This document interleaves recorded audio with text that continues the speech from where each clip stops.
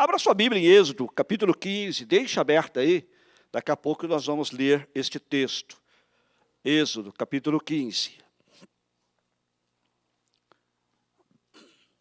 Semana passada nós começamos esta série com uma mensagem sobre como foi dividido o Mar Vermelho, o momento miraculoso da libertação de Deus. Dissemos que estamos chamando esta série Deus do Momento, Deus do Movimento. Aquele foi um momento na vida do povo de Israel. Eles estavam num aperto tremendo, tinha à frente de si o Mar Vermelho, atrás de si o exército de Faraó, não tinha alternativa, mas clamaram a Deus. E Deus interveio, mas Deus mandou também que eles fizessem algo, que eles avançassem. A parte deles eles tinham que fazer. E Deus então faria a dele, que era sobrenatural. E agora eles passam pelo Mar Vermelho, e os filhos de Israel agora estão libertos da escravidão. Depois de 400 anos sofrendo lá no Egito, eles estão livres, no outro lado do mar, na margem oriental do mar. Mas agora eles encaram uma pergunta muito séria. E agora? E agora? Houve até um poeta mineiro, não é? Que escreveu uma poesia. E agora, José? E agora, Israel? Esta semana, inclusive, estava vendo aí uma exposição que meu sobrinho fez numa de arte lá na escola dele. E ele fez uma poesia muito bonita. Quando eu li lá, estava escrito embaixo: Mateus Albanês, meu sobrinho, e um outro menino, não me lembro o primeiro nome, meu sobrenome era Andrade. Coincidência, né? Poeta. E agora, José? E agora, Israel? E agora? O que vai ser da sua vida? E agora, Araci? E agora, Renato? O que é que vem a seguir? Como é que nós nos tornamos o povo? Qual é o próximo passo? E a resposta de Deus, em última análise, para o povo de Israel é: eu quero que vocês gastem muito tempo para conhecer tudo o que vocês puderem a meu respeito. Eu quero dizer para você algumas coisas muito importantes. Primeiro, é que Deus está sempre presente. Deus está sempre presente. Há momentos da nossa vida que parece que Deus se ausentou. Há momentos da nossa vida que parece que Deus não está conosco. Mas Deus está sempre presente. Não há nenhum momento da sua vida em que Deus não esteja presente. Talvez você não sinta a sua presença. Talvez você não experimente a sua presença. Nós cantamos aqui agora: eu quero estar na tua presença. Tua presença é o meu prazer. Mas há momentos da nossa vida em que nós não sentimos esta presença. Mas Deus sempre está presente. Segunda coisa que eu quero dizer a você nesta noite é que Deus está sempre pessoalmente envolvido. Deus sempre se envolve pessoalmente. Nós falamos semana passada, vamos repetir hoje: milagre do momento, milagres do movimento. Milagre do momento é aquele que Deus dá no momento que você precisa de uma libertação, você precisa de um livramento, você precisa de algo pontual. Este é o milagre do momento, é um milagre pontual. Essa palavra agora é bastante usada no Brasil, né? E também há os milagres do movimento, que são aqueles milagres que Deus faz na nossa vida e que às vezes nós não percebemos no dia a dia. Quando Deus faz aquele milagre do momento, quando Ele abre aquela porta, é o milagre do momento. Mas quando Ele mantém aquela porta aberta, também é um milagre. Também é o milagre do movimento. É o milagre do movimento. A questão é que às vezes nós nos acostumamos tanto com o milagre, que já não consideramos como milagre. Não é verdade? Deus deu a você aquele trabalho pelo qual você pediu, mas Ele também mantém você naquele trabalho. Ambos são milagres. Terceira coisa que eu quero dizer para você é que Deus sempre está trabalhando poderosamente. Deus sempre está trabalhando poderosamente. Como eu disse, nem sempre nós sentimos a sua presença e nem sempre nós o vemos trabalhando, mas Deus sempre está trabalhando. A Bíblia diz que nunca se ouviu falar de um Deus além de ti, que trabalha para aquele que nele espera. Este é o Deus a quem nós servimos. Ele trabalha em todo momento e muitas vezes ele trabalha nos bastidores. E nós não percebemos. Nós normalmente percebemos quando ele vem com o milagre do momento. Mas no movimento, muitas vezes, nós não percebemos o mover de Deus. Mas ele está sempre trabalhando poderosamente. A quarta coisa que eu quero dizer para você é que Deus está sempre provendo. Por isso eu quero chamar a mensagem desta noite de: onde Deus guia, Deus providencia. Deus está sempre provendo. Deus está sempre providenciando. Há o milagre do momento, mas e há os milagres do movimento. E às vezes você pensa assim, bem, não sei se é Deus que está provendo para mim. Eu estou provendo eu mesmo com meus próprios talentos, com meus próprios recursos. E nós até às vezes falamos assim, olha, existem os talentos naturais e os dons espirituais. Mas eu quero fazer uma pergunta para nós hoje. Será que realmente são talentos naturais ou talentos sobrenaturais? Embora eles possam nos parecer naturais, e até os chamemos assim, não há problema em chamá-los, na verdade eles também são sobrenaturais. Por quê? A Bíblia diz assim: ninguém pode ter alguma coisa se ela não for dada por Deus. Então, os talentos que você tem de escrever, de trabalhar, de ganhar dinheiro, de administrar, de seja lá o que for, são talentos sobrenaturais que lhe foram dados por Deus. Você pode ter nascido com eles, mas foi Deus que lhe deu. Já vieram do pacote quando você nasceu. E a quinta coisa que eu quero compartilhar com você nesta noite é que Deus é sempre paciente. Deus é sempre paciente. Uma das maiores verdades que Deus queria que eles, os israelitas, entendessem, é que onde Deus guia, Deus providencia. Quando Deus os leva a fazer algo, Ele vai prover para que aquilo aconteça. Quando Deus leva você a fazer alguma coisa, Ele vai prover as pessoas que você vai precisar para ajudar. Ele vai prover o poder, a capacitação. Ele vai prover os recursos, sejam financeiros ou de qualquer outra natureza. E tudo mais que você precisa para perseguir o propósito dele. Deus guia, e onde ele nos guia, ele também providencia. Vamos ver o que acontece agora, logo depois daquele momento miraculoso no Mar Vermelho. Êxodo 15, versículos 22 a 27. Êxodo 15, 22 a 27. Depois Moisés conduziu Israel desde o Mar Vermelho até o deserto de Sur. Durante 3 dias caminharam no deserto sem encontrar água. Então chegaram a Mara, mas não puderam beber das águas de lá, porque eram amargas.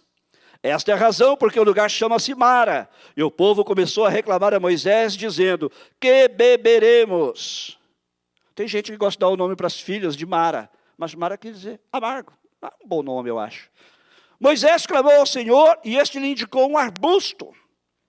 Ele o lançou na água e esta se tornou boa. Em Mara o Senhor lhes deu leis e ordenanças e os colocou à prova, dizendo-lhes: se vocês derem atenção ao Senhor, o seu Deus, e fizerem o que ele aprova, se derem ouvidos aos meus mandamentos e obedecerem a todos os seus decretos, não trarei sobre vocês nenhuma das doenças que eu trouxe sobre os egípcios, pois eu sou o Senhor que os cura. Depois chegaram a Elim, onde havia 12 fontes de água e 70 palmeiras, e acamparam junto àquelas águas. Nós seguimos a Deus, não por causa do que Ele faz por nós, mas porque Ele é bom, e é digno de ser seguido. Vale a pena seguir a Deus. Ele é o que cura. Ele diz aqui, olha, se vocês obedecerem, fizerem, derem ouvidos ao que eu lhes digo, eu os curarei. Ele é o curador, ele é o médico. Ele também é o provedor. Eles tinham passado por esta experiência tremenda lá no Mar Vermelho, mas eles ainda não tinham aprendido ainda a lição de que também Deus não só faz milagres pontuais, mas Ele também provê para as nossas necessidades cotidianas. Deus é o provedor. E Ele também é nosso guia, e nosso resgatador e redentor. E Ele é digno de ser seguido, mesmo que pareça que Ele não esteja agindo. Veja, eles acabaram de ter aquela experiência tremenda, lá no Mar Vermelho, agora estão no deserto. E ninguém gosta de caminhar no deserto. Vários irmãos aqui têm me falado, ai pastor, estou atravessando no deserto. E eu sei que estão. Eu também já passei por alguns desertos. E eu sei que não é fácil. E eu moro perto do deserto, e eu sei que a vida do deserto é difícil. Falando agora fisicamente. A vida do deserto é difícil. Você limpa a casa de manhã, quando é o meio-dia ela está toda coberta de pó. Começa por aí. Há pessoas que se perdem no deserto, ali perto da minha casa, e que são achadas 3, 4 dias depois. Algumas precavidas levam água e conseguem sobreviver, outras não. A vida no deserto não é fácil. Mas eles tinham se esquecido de que Deus fizera um grande milagre. E que o Deus que abriu o Mar Vermelho também pode prover no deserto. Normalmente a nossa oração é, Senhor, tira-me do deserto. Mas Deus também pode prover no deserto. Amém? E eles achavam que Deus os tinha abandonado. Vejam que eles, depois de 3 dias, eles chegam a esse lugar Mara, encontram água. Quem está no deserto precisa de muita água. E chegam lá e não podem tomar, porque as águas eram amargas. Por isso que o lugar se chamava Mara. Noemi também usou este nome, lembra-se? Não me chame Noemi, chame de Mara, porque eu estou amargurada. E o povo começou a reclamar a Moisés, dizendo, que beberemos, que vamos beber, Moisés? Moisés clamou ao Senhor. E este lhe indicou um arbusto, ele o lançou na água e esta se tornou boa. Que tremendo milagre de novo. Mas não foi tão grande quanto aquele do Mar Vermelho, mas matou a sede deles. Não foi tão grande do aspecto de vida da espetaculosidade, se é que existe essa palavra. Mas foi o milagre que eles precisavam naquele momento. Não era o milagre daquele grande momento, mas era o milagre do movimento. Eles precisavam de água para o dia a dia. E Deus diz a Moisés, olha, pega este arbusto, esta árvore, lance lá na água e veja o que acontece. E eles puderam beber. A água foi transformada por Deus. Agora, nós não seguimos a Deus por causa das coisas que Ele faz. Você vê que apesar de Deus ter feito um grande milagre, eles agora já estavam reclamando. Estavam murmurando, que beberemos? Não tem Coca-Cola aqui no deserto. Como é que nós vamos sobreviver a esta situação? Agora veja o que acontece. Prossiga na sua Bíblia, capítulo 16, versículos 1 a 13. Diz assim, toda a comunidade de Israel partiu de Elim, depois de terem recebido aquele outro milagre de Deus, eles agora chegam a Elim, onde havia várias palmeiras, havia água, porque ali era um oásis. Então havia água naquele lugar. Havia 12 fontes de água e 70 palmeiras. Porém, toda a comunidade de Israel partiu de Elim e chegou ao deserto de Sim, de deserto em deserto, veja bem, que fica entre Elim e o Sinai. Foi no 15º dia do 2º mês, depois que saíram do Egito. No deserto, toda a comunidade de Israel reclamou a Moisés e Arão. Lembra-se que quando eles estavam diante do Mar Vermelho, eles falavam, por acaso não tinha sepulturas no Egito?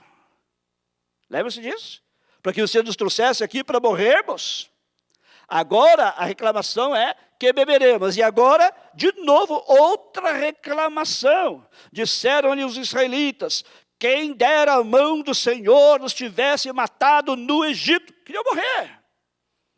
Lá nos sentávamos ao redor das panelas de carne e comíamos pão à vontade, Mas vocês nos trouxeram a este deserto para fazer morrer de fome toda esta multidão. E lá vai Moisés de novo falar com Deus. E Deus disse, porém, o Senhor a Moisés, eu lhes farei chover pão do céu. O povo sairá e recolherá diariamente a porção necessária para aquele dia. Com isso, os porei à prova, para ver se seguem ou não as minhas instruções. No sexto dia trarão para ser preparado o dobro do que recolhe nos outros dias. O povo reclama, Moisés vai a Deus e Deus diz assim, olha, eu vou fazer com que chova pão do céu para eles. E eles vão recolher a cada dia o pão suficiente de cada dia. Só no sexto dia que eles vão recolher porção dobrada, para que também no sétimo dia eles já tenham, não precisem sair. Mas Deus diz assim, ó, com isso, com este milagre que eu vou fazer, com esta provisão que eu vou dar, eu os porei à prova, eu vou testá-los, para ver se seguem ou não as minhas instruções.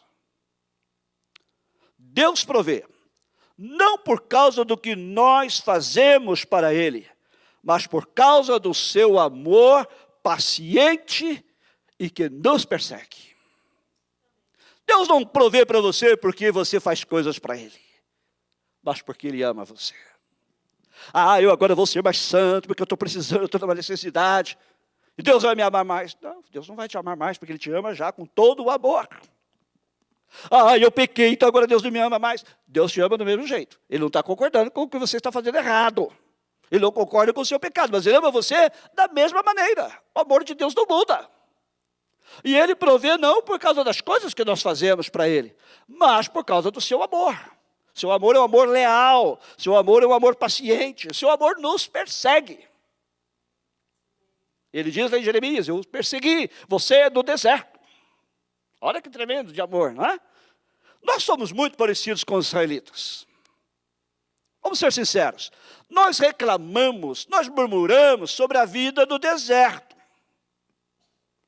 E temos saudades dos dias antigos da escravidão, quando nós desfrutávamos daquelas panelas de carne. Olha só a perspectiva deles. Lá no Egito a gente comia panela de carne. O que é que nós vamos comer aqui no deserto? Só que eles se esqueciam de que eles eram escravos. O que você prefere, ser livre ou ser escravo e comer panela de carne? Eu prefiro ser livre. Ah, nós gostaríamos de voltar para lá. Lá pelo menos nós tínhamos carne. Sim, mas tinha o chicote também. Você tinha que carregar aquelas pedras enormes para construir as pirâmides do Egito. Alguém aqui assistiu o filme Os 10 Mandamentos? O original. Ali mostra como era a vida dos israelitas. Tinha lá o exator, não é? O capataz, que batia com o chicote, que os maltratava. Tinha lá o faraó, que mandou matar todas as crianças do sexo masculino, todos os meninos. Você quer voltar para lá? Ah, mas a gente tinha panela de carne. Você só está olhando para a panela de carne, mas e as outras coisas? Mas muitas vezes nós também reclamamos, estou no deserto, quero voltar para a panela de carne. Mas lembre-se como eram essas panelas de carne. O que vinha junto com a panela de carne? O pacote todo, você tem que olhar para o pacote todo. Mas eu me lembro que quando eu era criança, eu gostava daquilo que nos Estados Unidos se chama spam. Quem sabe o que é? Aquelas latinhas de carne, nós chamávamos lá em Minas de quitute. Pelo menos na minha casa. É uma latinha de carne, ela é assim, compridinha. E ela vem com uma chavezinha, né? Que você dizia. Eu não sei, não lembro como chama aquilo. É, tipo um presunto, né? Aqui chama-se spam. Inclusive os daqui são feitos no Brasil, sabia? E como eu gostava daquilo quando eu era criança. Mas depois que eu comecei a comer churrasco, gente. Uma vez eu falei assim, ai, que saudade da minha infância, vou comprar uma latinha dessa de spam. Quase vomitei. O negócio é horrível. Mas era o que eu comia quando criança e achava bom. Muitos de vocês tomavam isso no que achava ótimo. Depois de descobrir a Coca-Cola, nunca mais. Não é? Quando você tem algo melhor, por que você quer voltar ao que é ruim? Ao que por comparação é pior. E quando nós desejamos essas latas de spam, de presunto, de quitute, ou seja o que for, Deus tem em mente para nós o churrasco. Hoje, segundo domingo em seguida que eu faço o casamento da praia. Domingo passado foi nossa irmã Maria Fonseca, né? E esta semana, ou na semana passada, um pastor amigo me ligou e falou assim, rapaz, será que você pode me ajudar? Tem um casal que precisa se casar e não tem nem o pastor para fazer o casamento. Eu também não posso. Estou ocupado aquele domingo. Falei, que horas é? 10 horas da manhã. Ah, tranquilo, depois eu vou para a igreja pertinho, não tem problema. Eu não sabia que era em Malibu. Tive que levantar de madrugada para ir para lá, né? 10 horas da manhã para estar em Malibu, de onde eu moro, vocês sabem. E lá fui eu. Mas Deus não me deixou comer esperma hoje. Comi no restaurante de frente para a praia de Malibu, gente. Deus é assim que Ele quer nos tratar. Mas a gente prefere comer a latinha de esperma. Eu lembro de alguns brasileiros que chegaram aqui na mesma época que eu, que compravam as latinhas lá do mercado e achavam uma delícia. Ai, que gostoso. Sabe o que era? Comida de cachorro. Comida de gato. E tem brasileiro que faz isso até hoje. É que eles têm vergonha de contar. Porque não sabe, chega lá, ai, deve ser tipo aqui no Brasil, tem aqueles atuns, tem aquelas coisinhas que vem na tia, eles acham parecido, abrem, sem saber o que estão comendo. Gente, ter cachorro é uma coisa, agora comer comida de cachorro é outra, né? Mas Deus tem para nós um churrasco e a gente quer aquela latinha. Entendeu? Agora, Deus tem em mente um churrasco desde que nós estejamos dispostos a fazer a vontade dEle. Olha o que ele disse aqui. Eu vou dar tudo isso e com isso eu porei a prova para ver se seguem ou não as minhas instruções. Ele quer que nós mostremos que estamos dispostos a fazer a sua vontade e crescer pacientemente com o tempo. Agora, a verdade é que muitos de nós não queremos crescer. Nós só queremos as bênçãos. Mas esse não é o propósito de Deus para você. Ele vai lhe dar bênçãos, mas Ele quer primeiro que você cresça. Cresça espiritualmente, que você seja um crente maduro, que você tenha experiência com Deus. E Ele quer que você cresça pacientemente, porque crescimento não é imediato. Crescimento se dá ao longo do tempo. É o que aconteceu com você. Você nasceu uma criancinha pequenininha, foi crescendo, crescendo, e hoje você é o adulto que você é. Crescimento leva tempo, mas nós muitas vezes não temos paciência para crescer. Queremos que as coisas aconteçam imediatamente, especialmente porque nós vivemos na era da internet, da mídia social, onde tudo é imediato. Né? Estava eu lá fazendo casamento, minha esposa tirou uma foto, postou, não sei onde, se Instagram, e imediatamente as pessoas começaram a reagir. Pá. Poxa vida, né? É tudo rápido. E a gente acha que a vida espiritual também é assim. Não, não é assim. Deus quer que nós demonstremos que vamos fazer a sua vontade, estamos dispostos a fazer a sua vontade, estamos dispostos a crescer, e crescer com paciência. Outra lição que nós aprendemos daqui é que Deus nos dá testes. Não para nos fazer falhar, mas para nos abençoar ainda mais. Eu estou passando uma luta, uma prova. É para você aprender mais ainda. Aliás, você já notou que quando o aluno está fazendo uma prova na sala de aula, o professor fica em silêncio? Em alguns casos até que o professor se retira da sala de aula. Mas geralmente ele fica em silêncio. Quando você está fazendo provas, passando por prova na sua vida espiritual, e você diz, onde está Deus? Ele está em silêncio, porque é hora de você passar pela prova. Agora, a prova não é para você falhar, mas é para abençoar ainda mais a você. Então, uma lição que a gente aprende aqui, desta passagem, é que a vida é um teste. Deus falou, eu os porei à prova, eu vou testá-los.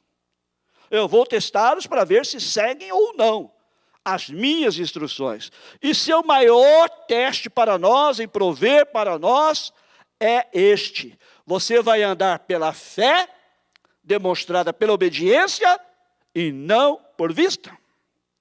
Você vai andar pela fé, que é demonstrada pela obediência, e não por vista. Eu sou crente, eu vejo. Isso não é fé. Nós estamos no meio de uma oportunidade de aumentar a nossa fé. Como eu falei na semana passada, nós estamos tentando começar novos ministérios, e há muitos obstáculos para serem vencidos. Nós mencionamos semana passada que, embora pela graça de Deus a igreja esteja crescendo, as nossas entradas permanecem a mesma. Não tem sido, às vezes, suficiente nem para atender a todas as nossas necessidades. Pois as nossas despesas aumentaram. com tantas despesas que foram acrescentadas, como ajudas que damos a algumas famílias da igreja, e também, às vezes, damos a pessoas da comunidade brasileira. Os irmãos se lembram, nós fizemos recentemente aqui, levantamento de uma oferta para abençoar uma família. E eu quero desafiar você, se você é parte da Bíblia, a usar esta oportunidade para estender sua fé. Dar alguma coisa para este movimento, confiando que Deus vai suprir aquilo que você se comprometer a dar e que Ele vai cuidar de você. Deixa-me ser claro. Nós não estamos pedindo a você que você dê mais do que aquilo que a Bíblia diz. Há igrejas que eu sei que fazem tantas campanhas e pedem tanto dinheiro para... Não, aqui nós não pedimos que você dê mais do que aquilo que a Bíblia diz. Que você deve dar, que eu devo dar, que são nossos dízimos e ofertas. Jaqueline deu uma boa palavra sobre isso na semana passada. Faça um compromisso de ser fiel a Deus, com seus dízimos e ofertas. Faça um compromisso como família. Marido, esposa, filhos, vamos fazer um compromisso com Deus. Faça um compromisso como casal. Faça um compromisso como indivíduo. Eu me lembro que a Carol, desde pequenininha, nós a ensinamos a dar o dízimo. E ela dava, às vezes, com uma dificuldade. Só que aqui, criança. Eu ganhei $2, tenho que dar 20 centavos. Filha do Senhor, é o dízimo, é um princípio bíblico.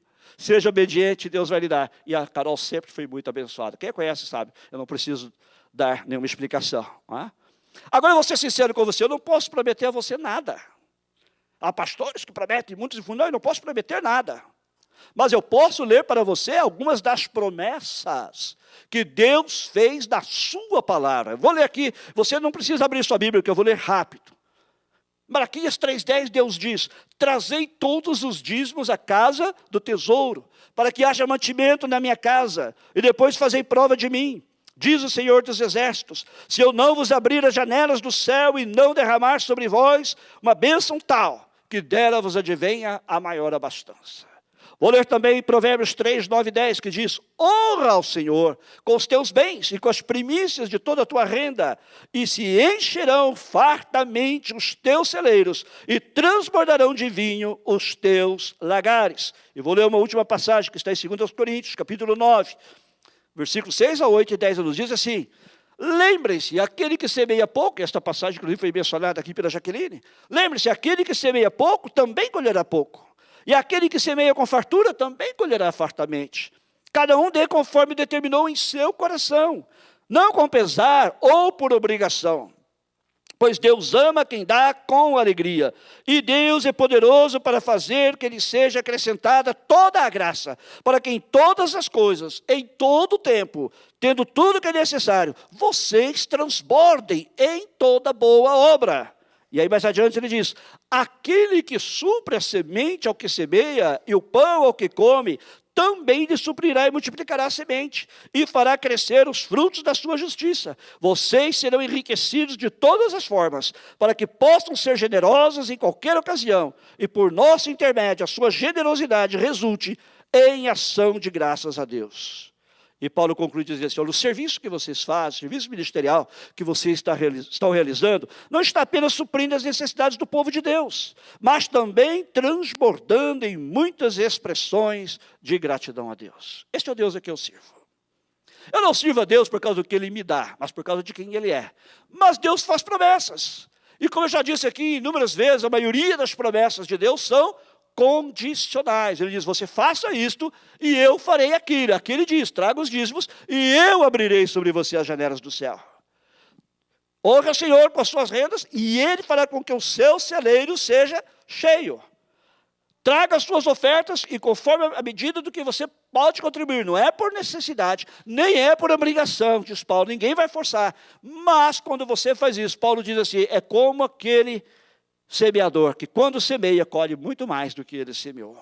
Esta é a promessa de Deus, amém?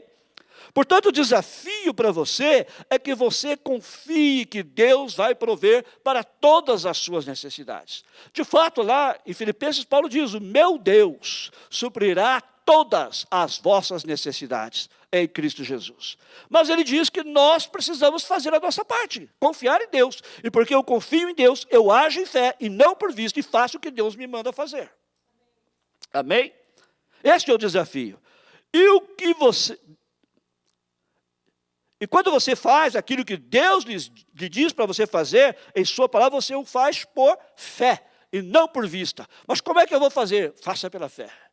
Faça aquilo que Deus diz para você fazer. Quando Deus disse ao povo assim, olha, marche em direção ao mar. É uma loucura, né, irmãos? Falando humanamente. O mar está aqui, o exército fala, eu vou marchar em direção ao mar. Mas quando eles se aproximam do mar, o mar se abre e eles passam. Quando eles reclamam que eles não têm comida, e Deus diz, não, eu vou mandar pão do céu. Ele manda o maná, e ele manda codornizes, e ele manda o que eles precisam. Ele apenas diz, eu vou testá-los para ver se realmente eles me obedecem. E se obedecerem, isto vai acontecer. Se não obedecerem, também haverá consequências. Ok? Agora, existe uma outra grande lição aqui que nós não podemos perder. Prossiga um pouco mais na sua Bíblia, Êxodo 17, 1 a 6. Diz assim, toda a comunidade de Israel partiu do deserto de Sim, andando de um lugar para outro, conforme a ordem do Senhor. Acamparam em Refidim, mas lá não havia água para beber. Gente, preste atenção, já tinham passado por uma situação dessa, Deus já tinha provido água, e eles agora começam a reclamar que não tem água para beber. Parece certos crentes. Reclamam o tempo todo, não é? Acamparam em Refidim, mas lá não havia água para beber. Por essa razão, queixaram-se a Moisés e exigiram, dê-nos água para beber. Tem gente que exige as coisas de Deus. Quem é Deus? É você ou Deus? Quem é o servo? É Deus é o servo e você é o Senhor. Não é? Aí eles começaram a exigir, dê-nos água para beber. A resposta de Moisés, por que vocês se queixam a mim? Por que vocês colocam o Senhor à prova? Deus é que os estava provando. Não eles colocarem Deus à prova. A única ocasião que Deus diz que nós podemos colocar à prova é quando ele diz lá em Malaquias 3,10, traga os dízimos da casa do tesouro para que haja mantimento da minha casa e depois façam prova de mim.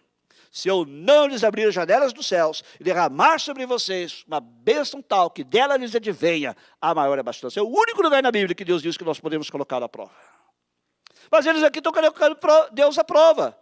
Mas o povo estava sedento e reclamou a Moisés, por que você nos tirou do Egito? Foi para matar de sede a nós, aos nossos filhos e aos nossos rebanhos? Mesma conversa de antes. Então Moisés clamou ao Senhor, que farei com este povo? Estão a ponto de apedrejar-me. Estão quase matando Moisés. Respondeu-lhe o Senhor, passe à frente do povo. Leve com você algumas das autoridades de Israel. Tenha na mão a vara com a qual você feriu o Nilo. E vá adiante. Eu estarei à sua espera no alto da rocha do Monte Horebe.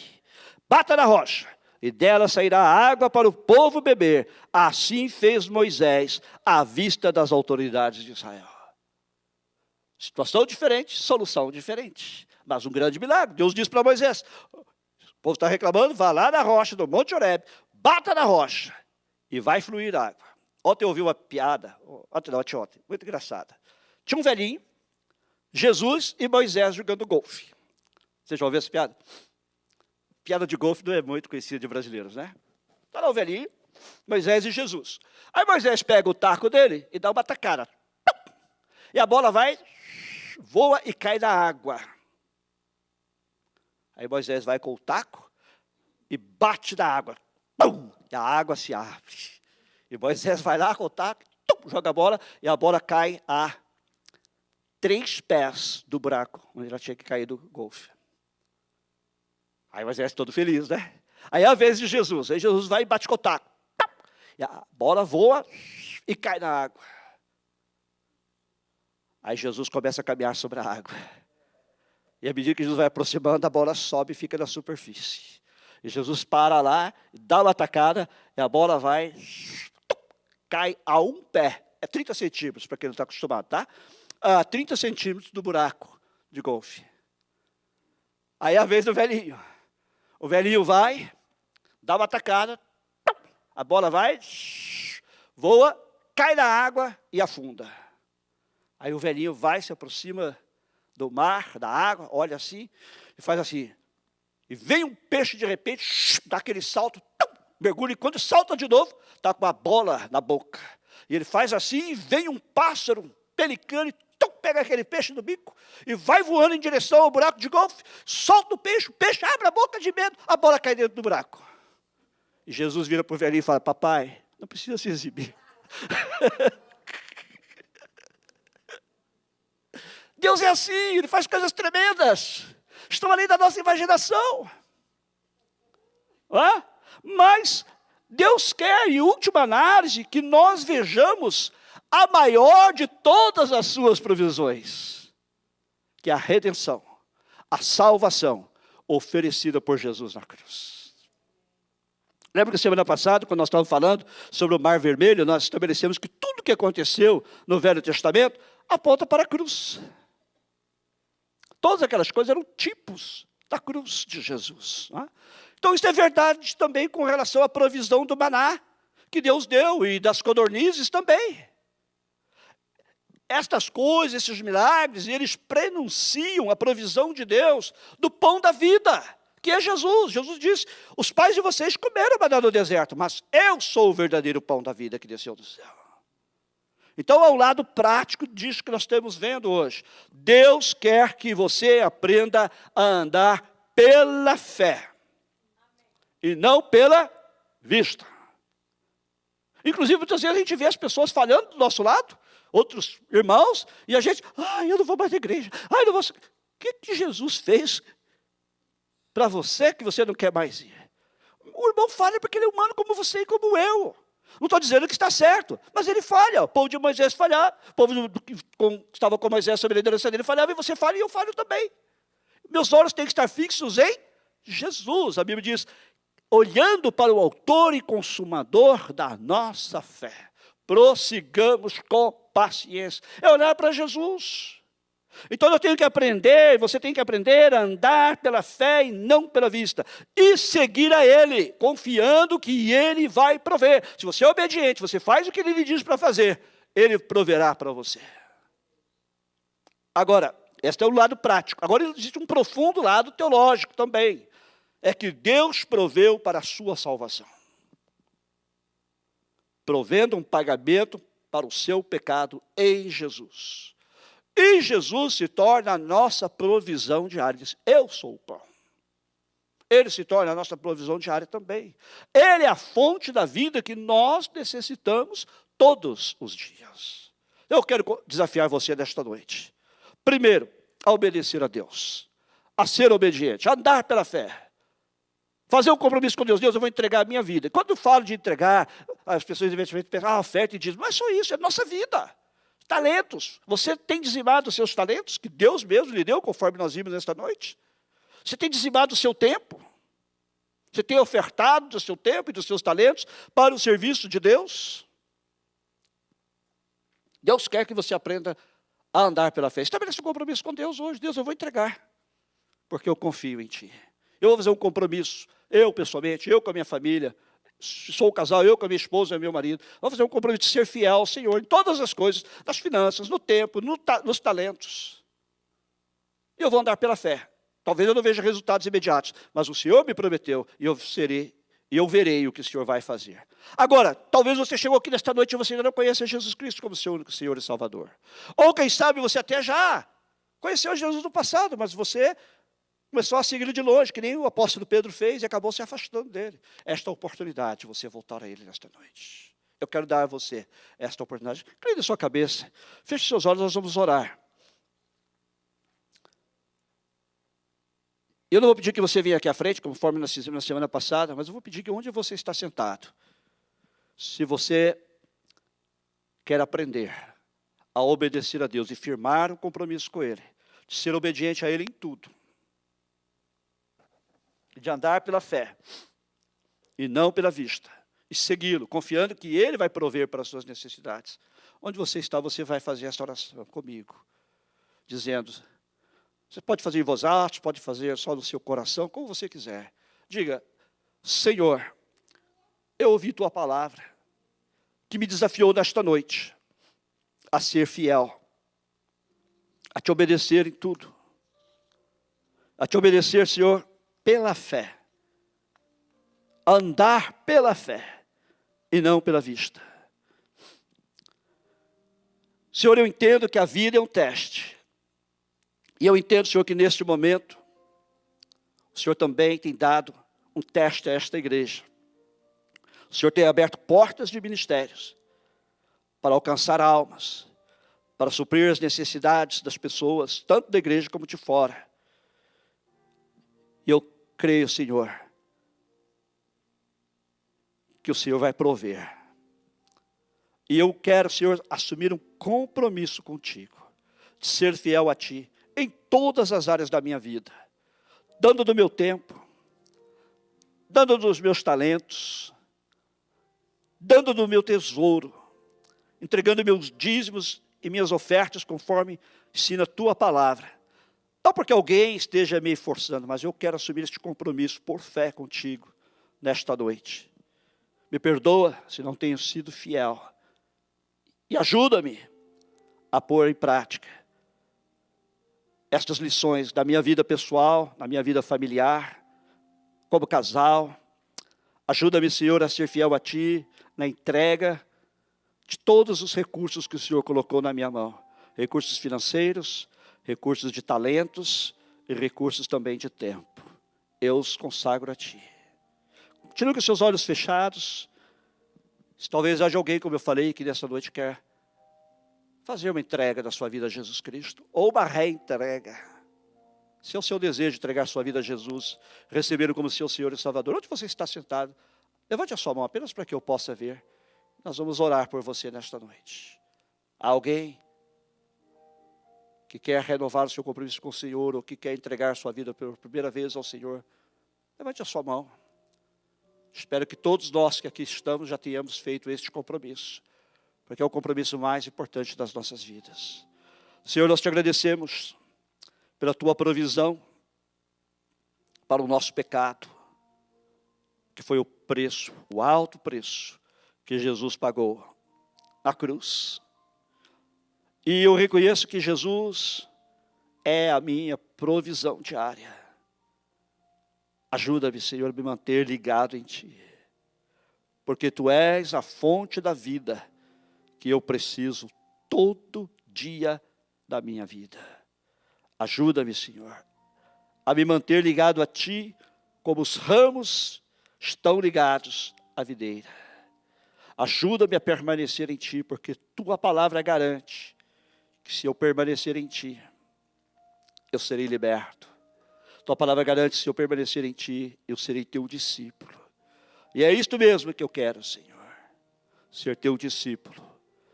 Ajuda-me, Senhor, em Teu nome. Amém.